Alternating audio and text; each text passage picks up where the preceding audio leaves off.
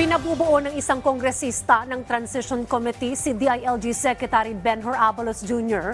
upang tutukan ang issue sa jurisdiksyon ng Makati at Taguig.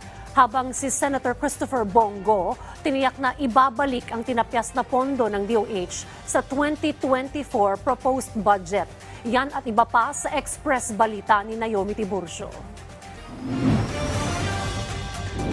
Nanawagan si House Committee on Senior Citizens Chair Rodolfo Ordanes kay DILG Secretary Benhur Abalos na bumuo ng isang transition committee na tututok sa paglipat ng 10 barangay sa Taguig City mula sa pamamahala ng Makati City.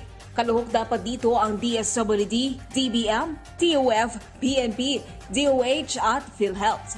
Bukod sa social welfare concerns, pinatututukan din ng kongresista sa DILG ang agarang pagpapatupad ng peace and order sa mga apektadong lugar lalo pat nalalapit na ang barangay and SK elections.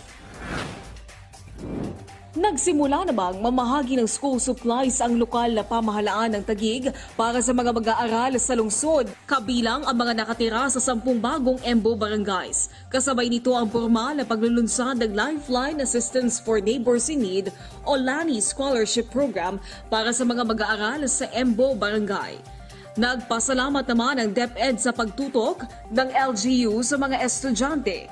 Nilinaw naman ng lokal na pamahalaan na hindi magiging issue ang tirahan at rehistro ng isang mag-aaral para makakuha ng benepisyo.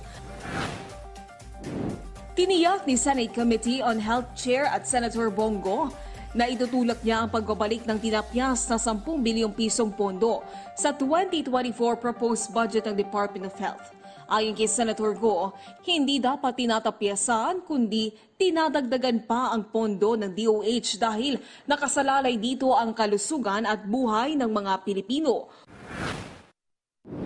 Umakyat na sa 6 ang bilang ng mga Pilipinong namatay sa wildfire sa Maui, Hawaii, kung saan isa ang Philippine passport holder. Tiniyak naman ni Foreign Affairs Assistant Secretary Paul Cortez na patuloy ang kanilang pakikipag-ugnayan sa mga kaanak ng mga biktima. Naomi Tiburcio, para sa Bayan.